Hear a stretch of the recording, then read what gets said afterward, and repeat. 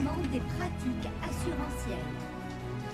Les startups invitent le monde assurantiel classique à de nouvelles interactions. Partageons et échangeons nos points de vue avec nos invités experts.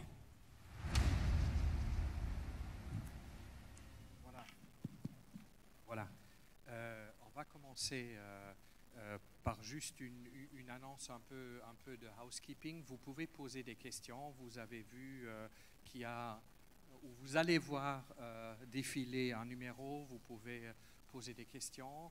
À la fin, on va essayer de résumer et de poser les questions aux panélistes. Mais on va commencer avec une petite session de speed dating.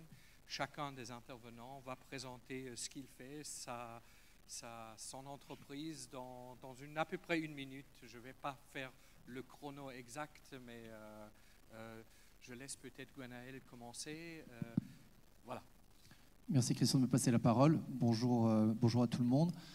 Donc Gwenaël, moi, je suis en charge de le développement d'activités de l'assurance au sein de Blablacar. Blablacar, c'est une jeune entreprise issue de l'économie collaborative qui est essentiellement présente en Europe de l'Est, mais aussi au Brésil, en Inde, en Turquie, au Mexique, dans plusieurs pays dans le monde, dont l'idée principale est de révolutionner la façon dont on peut aujourd'hui se déplacer, dont on peut repenser la mobilité, avec l'idée forte de passer d'une économie de la possession d'un actif à une économie de partage des actifs, en l'occurrence les voitures. C'est une entreprise qui a connu, même si elle n'est pas présente en Afrique, un développement important. Ce sont 60 millions de membres qui utilisent Blablacar sur 22 pays. Et je vous expliquerai peut-être tout à l'heure pourquoi l'assurance est au cœur de notre activité. Bonjour à tous, merci de nous accueillir. Je suis Guillaume Piard, le fondateur de Nalo, qui est un des robots advisors français, effectivement, peut-être le 3e en tout cas en B2C.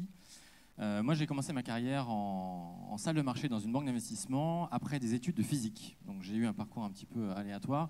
Je travaillais beaucoup, j'avais de l'épargne qui dormait. Je ne trouvais pas de service qui me convenait pour investir correctement mon patrimoine qui commençait à se constituer. 10 ans plus tard, je quitte l'industrie, je découvre la FinTech et ses services de conseil automatisés aux États-Unis, qui ont parfois un petit peu d'avance sur l'Europe. Et j'ai tout de suite compris ce qu'ils cherchaient à faire parce que j'étais le client prototype à la recherche de ce type de service depuis 10 ans. Et donc, j'ai eu pour projet de rentrer en France pour monter ce type d'entreprise. En quelques mots, et on y reviendra, Nalo a pour ambition d'apporter un conseil individuel de type banque privée ou vraiment de type gestion patrimoniale à l'ensemble des individus en utilisant de l'automatisation. Aujourd'hui, quand on va dans une agence bancaire ou quand on discute avec un conseiller, on va souvent avoir un parcours qui est laborieux, qui est compliqué, qui est basé sur une conversation de niveau de risque, de profil investisseur. Et en fait, le client moyen ne comprend absolument pas ce discours. Chez Nalo, on fait parler à nos clients, on fait parler à nos clients de leur vie, de leur projet de vie, de leur situation personnelle. Et c'est vraiment ces données-là qui vont servir à proposer un conseil absolument individuel où chaque projet financier, finalement, va être géré de façon complètement individuelle dans le temps. Et on s'écarte complètement d'une conversation de risque et de produits classiques type profilé, où on a l'habitude de mettre des clients dans des cases prudents, équilibrés ou dynamiques, qui est un petit peu un vieux modèle qui facilitait la vente, mais qui ne permettait pas d'aller au bout de l'exercice du sur-mesure. Voilà. Merci Guillaume. Philippe. Merci. Philippe Le Peuple, président fondateur d'Incube. Alors Incube, c'est une plateforme qui se positionne entre le client et son contrat d'assurance vie multisupport et qui va permettre au client de piloter son contrat à travers ses projets de vie. Donc il détermine ses projets, les études des enfants, sa retraite, un projet immobilier. Et nos algorithmes de financial planning vont déterminer la façon dont on va allouer son épargne de façon dynamique à ces différents projets. Et on calcule en permanence l'allocation d'actifs optimale, notamment quand il modifie les caractéristiques de ces projets. Alors, si on peut envoyer l'image, s'il vous plaît, à la régie.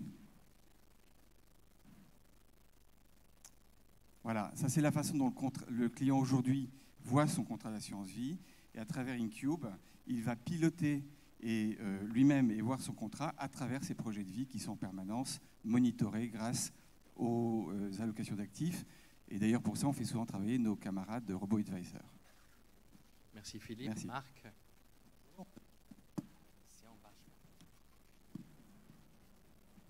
Bonjour, Marc Oudouanier. Donc, je représente ici la start-up Kix, qui est une start-up qui est surtout, qui offre des solutions aux différentes start-up partenaires en offrant des solutions technologiques. Nous sommes éditeurs de solutions qui ont une vocation de certifier tout type de documents et tout échange dans la relation. Ça veut dire quoi? Hier, nous avons parlé longuement de blockchain, de fraude, etc., etc. Avec Kix, vous avez la possibilité de certifier, de valoriser, de valider tous les échanges, tous les types de documents qu'il pourrait avoir entre votre assuré et votre compagnie. Un exemple, nous accompagnons une start-up que vous verrez tout à l'heure qui s'appelle Monuma, sur lequel, dans l'application Patrimonia, elle vous permet de prendre des photos de vos œuvres d'art. Avec les solutions que nous mettons en place, nous les certifions et nous garantissons aux experts de Monuma que ces documents n'ont pas été falsifiés, qui peut s'y fier. D'accord ? Donc, c'est l'esprit bien de redonner la confiance entre les échanges, entre les différents acteurs de votre métier. Merci Marc. Je vais directement commencer à poser une question concrète à Philippe. Penses-tu vraiment que les startups vont faire... est-ce que les startups vont réinventer l'assurance de demain? Comment est cette interaction? Alors, est-ce que les startups vont réinventer l'assurance de demain dans ce temple à la gloire de la disruption d'assurance? Je ne peux répondre qu'avec enthousiasme, sans doute, mais ça risque d'être assez lent et assez compliqué. Alors, je parle bien de transformer cette industrie de l'assurance, je ne parle pas d'initiatives innovantes, tout à fait remarquables et qui marchent bien, ou de patchs digitaux qu'on met sur un petit bout de la chaîne de la valeur de l'assureur, mais qui finalement ont un impact assez marginal à ce jour sur nos métiers. Si nous, FinTech, on veut avoir un impact massif sur le marché de l'assurance, on va avoir quand même besoin des assureurs. Et c'est là que ça risque de devenir un petit peu plus lent et un petit peu plus compliqué. D'ailleurs, on n'en veut pas aux assureurs parce qu'on sait que les organisations complexes ont du mal à générer de l'innovation. Il y a plein de raisons pour ça, on les a tous en tête, je vous en cite une. C'est que l'énergie, les ressources et le focus consacré à la gestion de la complexité, c'est autant de moyens dont on ne dispose pas pour innover. Les assureurs s'en sont rendus compte là depuis quelques années, après avoir essayé d'innover eux-mêmes, et ils vont chercher maintenant les innovations en dehors de leur propre système, en travaillant avec des fintech. D'ailleurs, ils ne sont pas les seuls à le faire, puisque les GAFA, maintenant, quand ils innovent en dehors de leur socle historique, ils vont chercher des innovations qui n'ont pas pris naissance et été développées au départ au sein de leur propre périmètre. Et à ce stade, quand j'ai vu cette image de l'assureur incomplet au regard de l'innovation et des structures innovantes qui sont en dehors de lui, je me suis dit, il faut que je vous parle du théorème de Gödel. Alors, ce n'est pas un pari que j'ai fait avec Christian.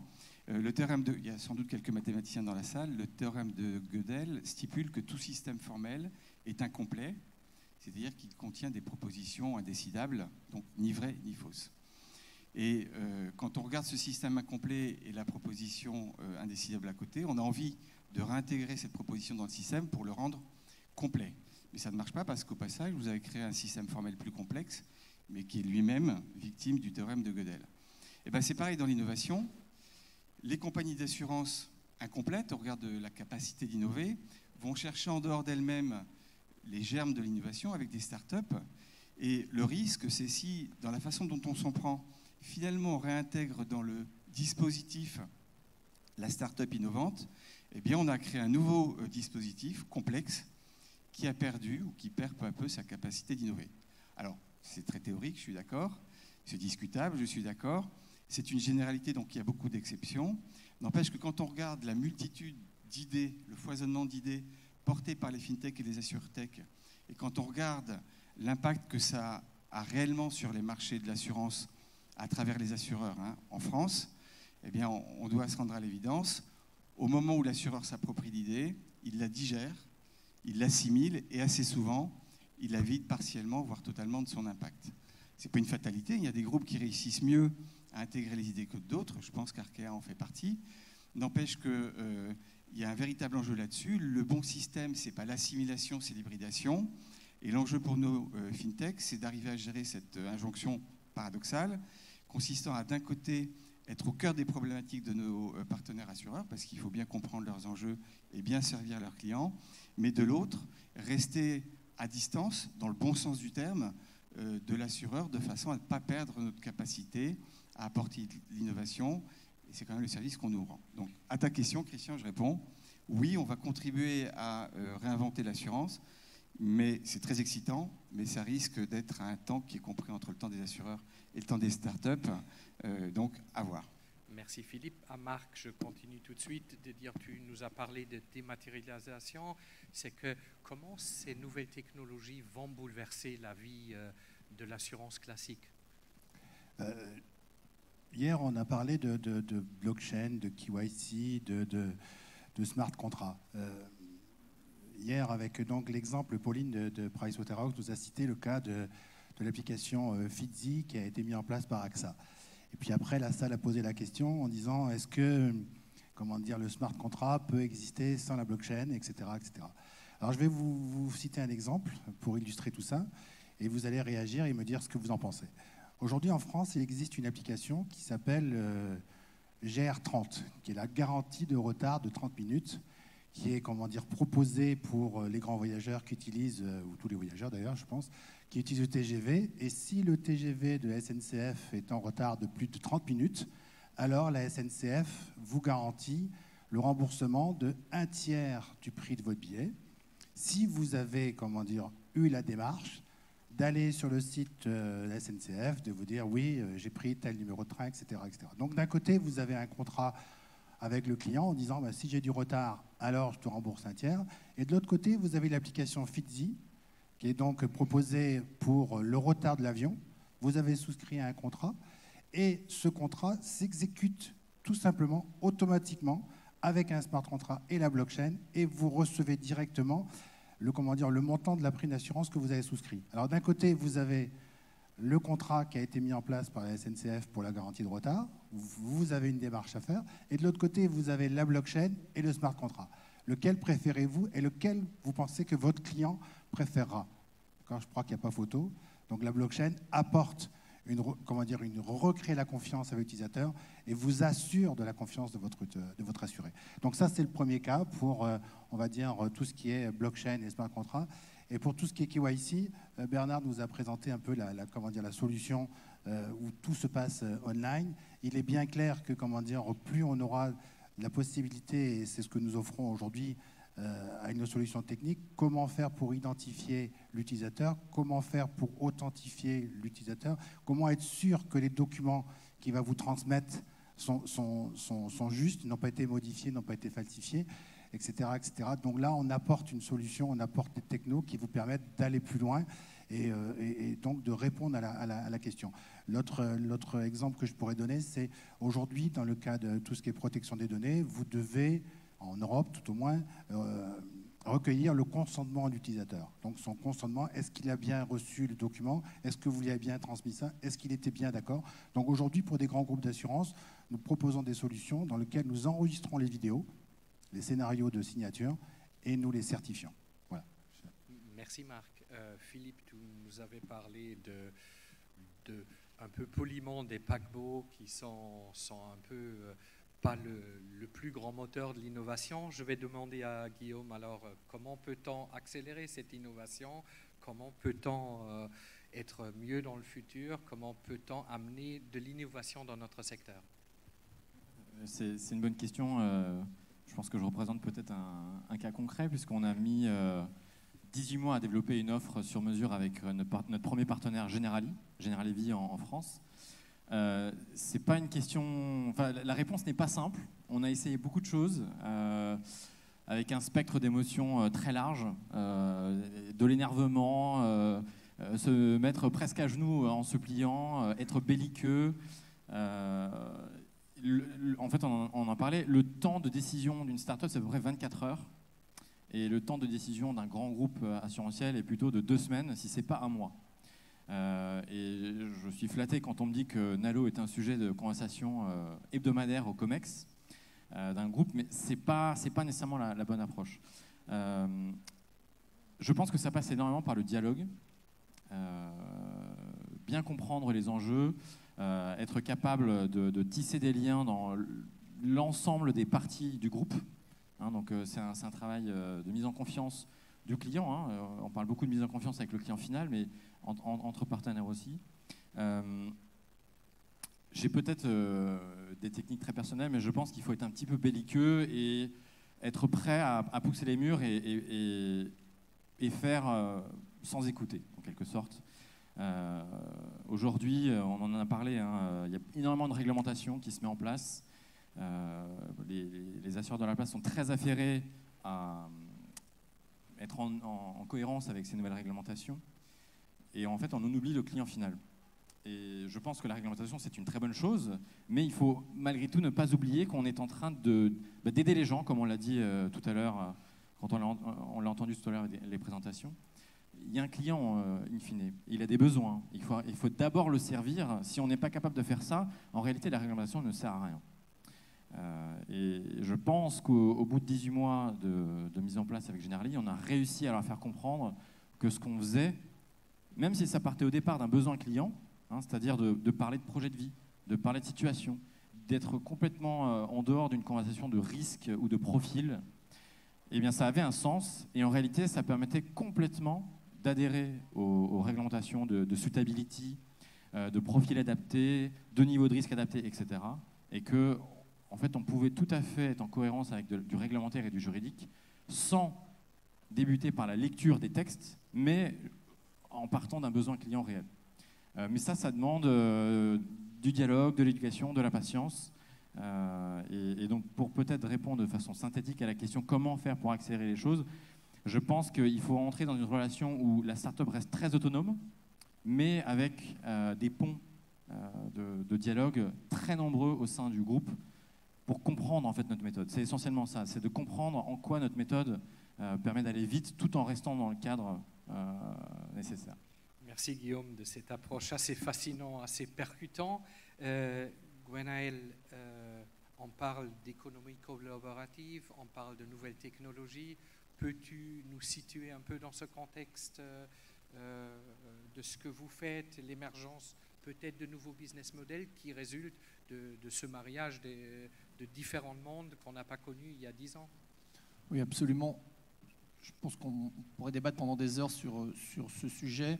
Ce qui est clair, c'est que en fait, l'organisation de cette mobilité que nous faisons au sein de BlaBlaCar, nous sommes une entreprise très tech qui organisons une place de marché et qui fait rencontrer un besoin et une offre. Et cela, au départ, nous nécessite une analyse des besoins que l'on a faite avec notre partenaire qui est AXA et qui nous a accompagnés sur le design de besoins d'assurance spécifiques, mais on reviendra peut-être tout à l'heure là-dessus.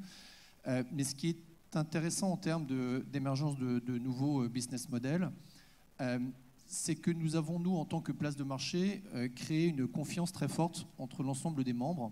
Et nous créons un lien social qui est assez fort, qui aujourd'hui se retrouve à l'intérieur du véhicule lorsque les gens covoiturent ensemble, ils se rencontrent, ils se font confiance. Et cette confiance aujourd'hui, d'un point de vue techno, on est en train de la pousser beaucoup plus loin avec la possibilité que nous avons, nous, de collecter un certain nombre de données, de data, qui vont nous permettre de faire émerger une nouvelle façon de voir l'assurance auto. Aujourd'hui, l'assurance automobile s'appuie sur ces modèles de tarification, sur des modèles bien connus des actuaires qui analysent par segmentation et qui essayent de définir quel est le risque réel de chaque conducteur par approximation. Ce que l'on pense, c'est que demain, la techno, et notamment à travers les smartphones, nous aurons la possibilité de mesurer individuellement quel est le véritable comportement et quel est le niveau de risque réel de chacun des conducteurs. On s'est aperçu par ailleurs que le covoiturage rendait moins stupide au volant et que lorsque vous avez des passagers avec vous que vous ne connaissiez pas quelques minutes avant, vous avez un meilleur comportement sur la route, vous avez un comportement sur les facteurs accidentogènes qui va être meilleur, vous allez mettre votre ceinture, vous allez respecter les limitations de vitesse, vous allez être plus prévenant. Et cela, ce bénéfice, nous, il nous intéresse énormément. Et on essaie de travailler là-dessus pour faire en sorte que non seulement demain, on voit l'émergence de ce que l'on appelle le Pay How You Drive, c'est-à-dire une tarification en fonction de la réalité du risque, mais aussi qu'on ait un effort collaboratif pour essayer de diminuer la sinistralité sur les routes.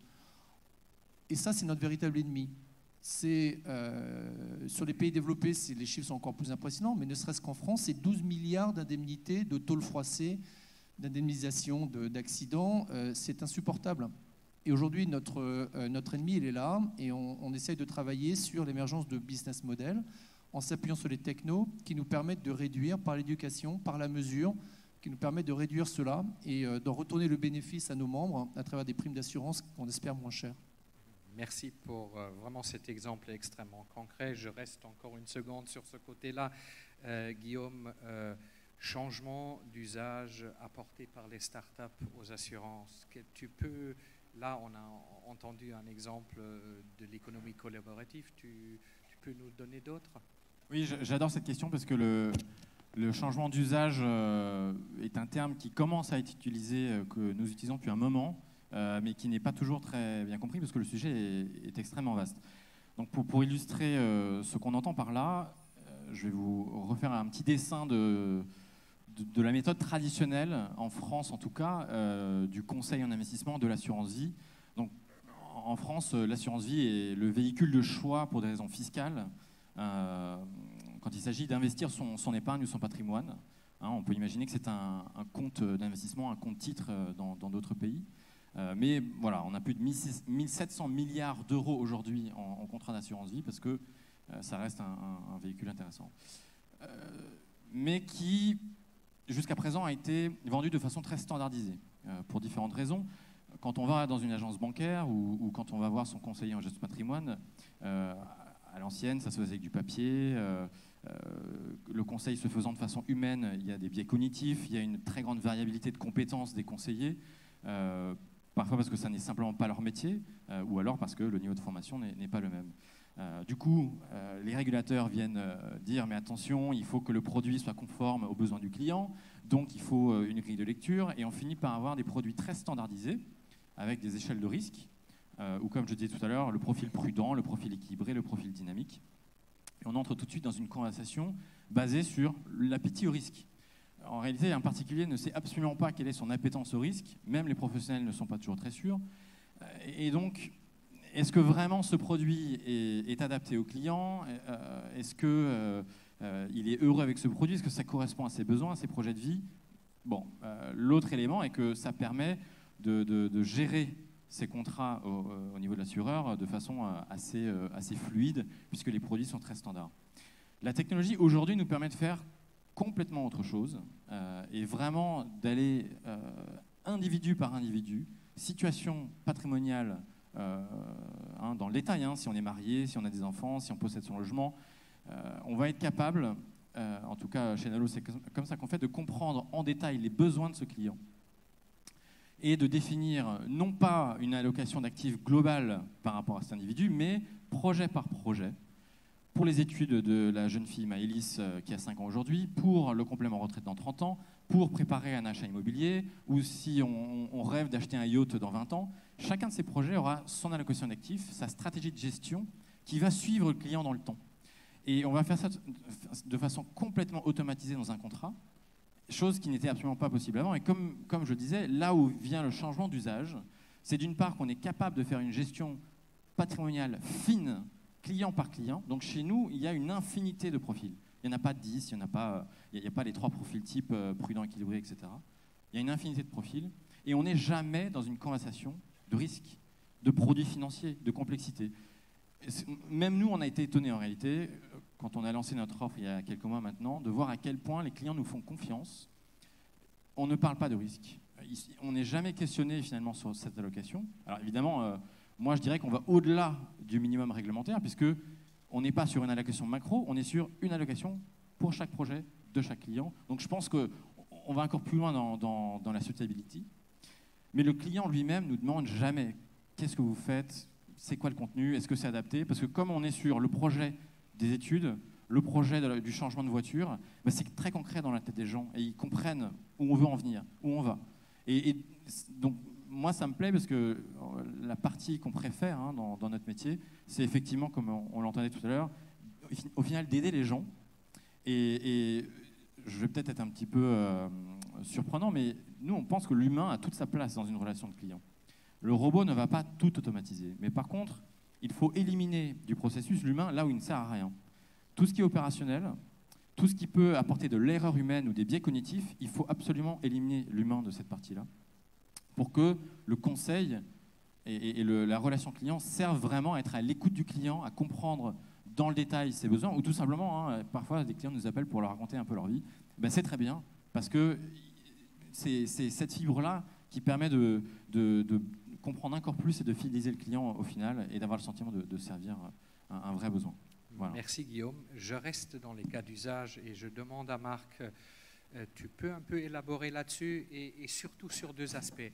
Est-ce que tu penses qu'ils sont exportables au Maroc, par exemple, et Hassan Boubrik a parlé hier d'une peur du cross-border, qui est réglementé comment, quelle réglementation est applicable et comment, voilà.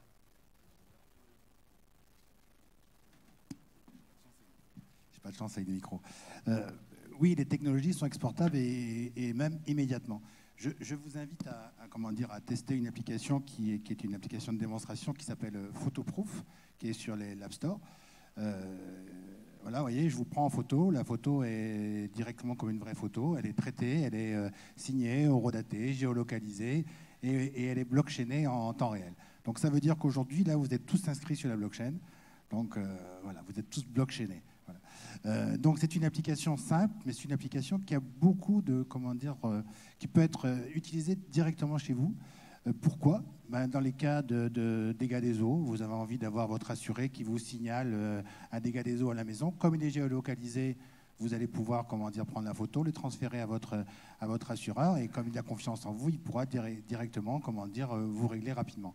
Vous pouvez avoir un constat, vous louez une voiture, vous avez eu un accrochage, vous prenez des photos et transférez directement. D'accord ? Donc vous avez un certain nombre d'utilisations d'applications que vous pouvez directement faire avec ce type d'application. C'est de l'opérationnel, donc immédiatement utilisable. C'est vraiment deux cas. Je donne la main à mon assuré, je donne les outils pour qu'il me remonte de l'information de terrain. Est-ce que c'est bien ? Vous avez acheté une montre à votre épouse il y a 2 ans. Si elle est volée, vous avez la preuve que cette montre-là était déjà en sa possession. Vous avez donc fait une preuve de propriété. Cette photo, elle est inscrite sur la blockchain, elle est vérifiable. D'accord ? Voilà, donc c'est tout ce genre de choses, preuve d'action, preuve de propriété, un état des lieux lors d'une location, vous voyez, une preuve de travail. Et ça peut aller jusqu'à la preuve de consentement.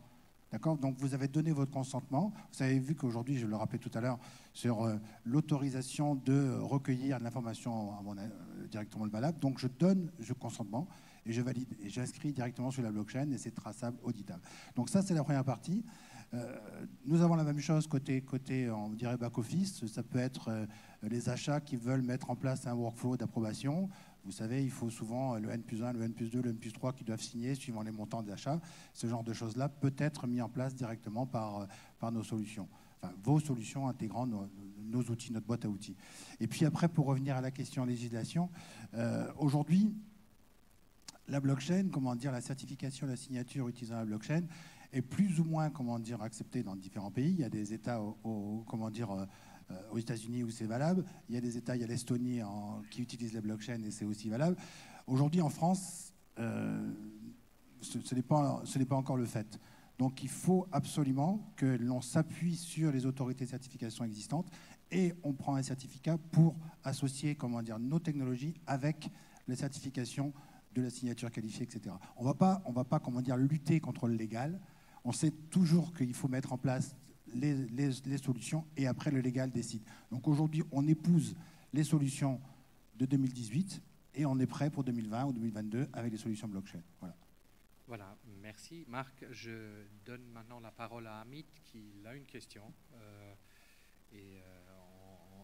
on va essayer de répondre à cette question collectivement. Amit ?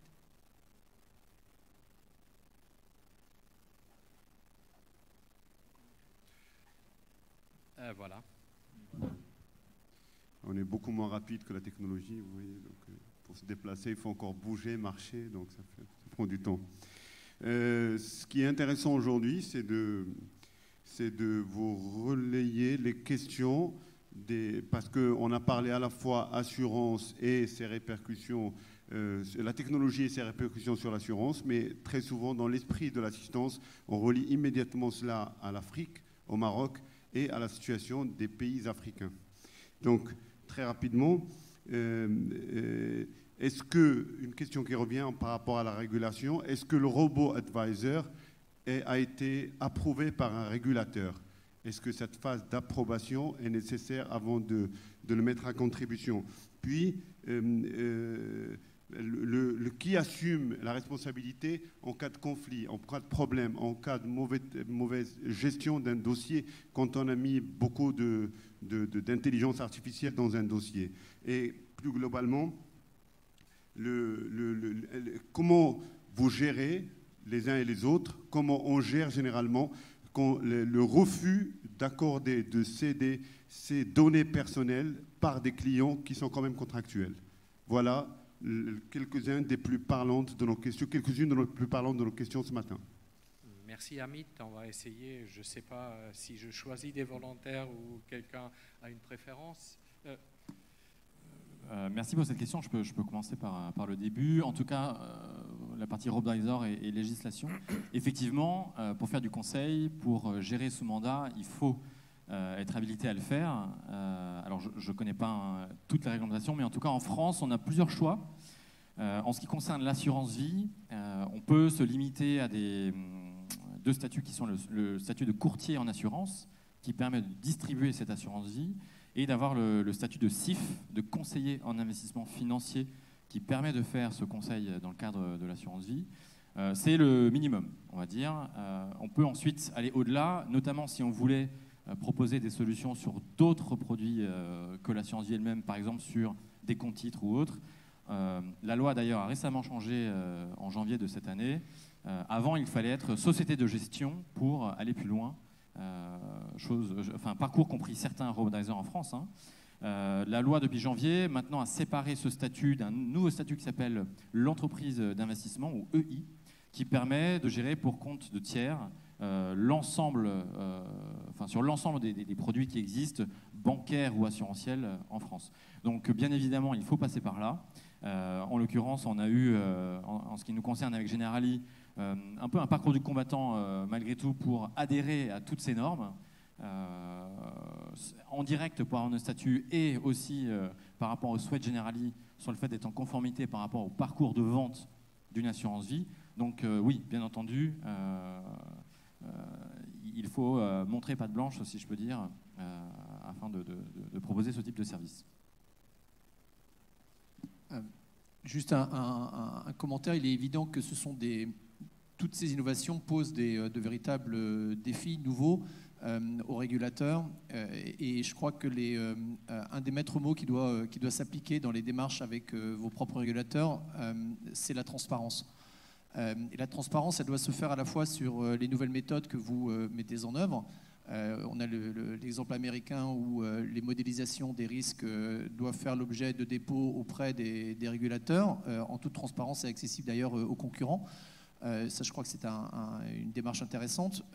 Mais la démarche qui nous intéresse le plus de façon globale, c'est l'utilisation des données personnelles, qui est aujourd'hui évidemment de plus en plus encadrée, qui fait l'objet de scandales actuellement où on voit bien les dérives vers lesquelles on peut aller. Le consentement à l'utilisation des données est quelque chose de primordial. C'est un débat qui est presque philosophique parce qu'aujourd'hui, on accepte tous de donner un nombre d'informations absolument incalculable à des Apple ou à des Google sans vraiment comprendre les utilisations qu'ils vont en faire. On sait qu'il y a des choses passionnantes qui vont améliorer l'efficacité de nos process, qui vont améliorer la performance des produits, mais on sait aussi qu'il y a des risques derrière. Donc la transparence et le consentement sont pour moi des mots qui doivent nous guider dans nos efforts d'innovation au quotidien dans les produits d'assurance. Merci. Marc. Oui, je voulais juste rajouter sur tout ce qui est protection des données. Nous avons une demande avec un groupe d'assurance qui voulait, donc il y avait des questionnaires médicaux à mettre en place pour ces assurés. Et l'intérêt des nouvelles technologies, c'est que vous pouvez, mettre en place un questionnaire, protéger les données et ne répondre, à l'assureur en disant oui, je suis en bonne santé. Donc on arrive à pseudonymiser les données et à répondre, par des questions à des questions. Est-ce qu'il est majeur? Oui, non. On ne donne pas la date de naissance, par exemple. Est-ce qu'il est en bonne santé? Oui, non. S'il a quelque chose, on pourra dire non, on va être très, très anonyme. On va anonymiser la donnée pour ne pas, transférer, donc protéger les données du patient, de l'assuré. D'accord? Donc ça, c'est vraiment les technos qui sont à disposition. Voilà. Pardon, je crois qu'il y avait juste une deuxième question au milieu à laquelle on n'a pas répondu. L'intelligence artificielle, si on en met trop, comment est-ce que l'humain gère? Je crois que c'était un peu ça l'esprit de la question. Je vais être bref parce que je crois qu'on n'a plus beaucoup de temps. Il ne faut pas se tromper de combat en fait. L'intelligence artificielle, elle permet en réalité de faire mieux que l'humain sur beaucoup de choses. En ce qui nous concerne, l'allocation d'actifs, c'est pas quelque chose qu'on a inventé il y a 2 ans. Hein. Ça existe depuis des décennies. Il y a des tas de prix Nobel à la clé. Donc les outils et les méthodes pour allouer, pour faire une sélection d'actifs par rapport à une situation personnelle, en réalité, un automate le fait mieux parce qu'il n'a pas de biais cognitif. Encore une fois, chez nous, souscrire un contrat et le transmettre à Generali, ça prend 20 secondes. Et simplement parce qu'on considère qu'on a encore ce tricycle avec les roues sur le côté. On vérifie tout pour s'assurer qu'il y a 0 erreur. Mais ça pourrait nous prendre absolument 0 seconde à être automatisé. Mais par contre, on est capable de passer 1 heure de temps humain avec un client, un prospect qui voudrait être accompagné de façon plus humaine, en discutant de sa vie, en discutant de ce qui est important pour lui, pour venir nourrir ce conseil d'autant plus. Donc, l'intelligence artificielle, en tout cas, nous, comme on la conçoit, c'est augmenter l'humain, rendre le conseiller plus pertinent, lui faire gagner du temps, éliminer toutes les erreurs humaines et les biais cognitifs qui peuvent exister. C'est comme ça qu'on imagine l'avenir et le mélange homme-machine. Merci Guillaume. Je reçois des signes, je pense on arrive vers la fin de notre panel. Je suis quand même rappelé d'appeler au vote. Je pense que la question va... quelles doivent être les priorités en matière de transformation digitale? Vous avez 5 réponses. Je dois à peu près laisser 2 minutes avant qu'il traite les questions. Mais entre-temps, je pose une petite dernière question à Philippe ou aux autres. Mais est-ce qu'on est vraiment sûr qu'on sait ce que l'homme veut, on sait ce que nos clients veulent? Est-ce qu'on est vraiment sûr qu'on capte la bonne chose? Et est-ce qu'on sait, ou est-ce que le client sait ce qu'il veut lui-même? Parce que c'est ça, toujours la base de ça. Quelle est cette relation? Mais chacun, moins de 40 secondes pour répondre. Merci. Effectivement, on se trompe toujours quand on croit savoir ce que veut le client. En ce qui concerne InCube, on a décidé de tout oublier. Parce que, vous voyez, j'ai un peu les tempes grises, donc j'ai passé l'essentiel de ma carrière à des postes de direction dans les compagnies d'assurance ou les services financiers. Et on a accepté de tout remettre à plat et de repartir du parcours client et de remplir les briques de la chaîne de la valeur avec certains de nos partenaires, dont les robo-advisors. Mais notre parcours client ne ressemble pas du tout à une approche par l'allocation d'actifs à laquelle on va rajouter des interfaces pour finalement accéder au client. Et c'est comme ça qu'on s'est rapproché de notre client, qu'on lui rend la maîtrise du pilotage de son épargne et pas en repartant de nos métiers de base. Marc, très vite. Oh. Nous, le client, on essaye de lui redonner de la valeur, donc de régénérer de la confiance. Donc les outils sont là pour que tout ce qu'ils transmettent soit qualifié, certifié et que l'utilisateur, le destinataire puisse vérifier et avoir confiance dans tout ce qui est transmis. Voilà, je crois que... Évidemment, nous, on est on appelle des membres chez BlaBlaCar et est au cœur de nos préoccupations. Et en ces temps de grève en France, on est particulièrement attentif à ses besoins et apporter toutes les solutions pour lui permettre d'être en continuité de mobilité. Donc oui, au cœur du sujet. Écoutez, je pense que c'est effectivement le cœur de ce qu'on fait. Tout part du besoin client. On en est à la 14e version de notre parcours client. Parce qu'on essaye vraiment de partir à chaque fois de leurs souhaits. Je vous invite à aller voir, c'est anonyme sur nalo.fr. Il y a un petit parcours de 3 minutes chrono C'est important, en fait, toujours de partir de la vie des gens. Et on ne parle pas de produits, on ne parle pas de risques, je le répète. C'est toujours de demander aux clients de parler de soi-même, de parler de ses projets. En fait, je dirais que Nalo, c'est un pont invisible entre la vie des gens et la sphère de l'assurance et des produits d'investissement. C'est vraiment ça notre métier, d'arriver à traduire des besoins en service à la personne. Merci Guillaume. Je pense que je ne vais pas commenter les graphiques, ils sont assez parlants. Dans l'esprit de notre discussion et de toute la matinée, je remercie d'abord nos clients, le public. Sans vous, on ne serait pas là. Après, je remercie beaucoup tous les intervenants. J'ai personnellement appris énormément de choses ce matin. On a fait un voyage extraordinaire. Je remercie beaucoup l'organisateur, Bachir. Vraiment top. Et merci à tous. Et je pense on a accompli notre mission ici. J'espère, si vous avez encore des questions, les gens sont là. N'hésitez pas. Merci beaucoup à tout le monde. Merci à tous.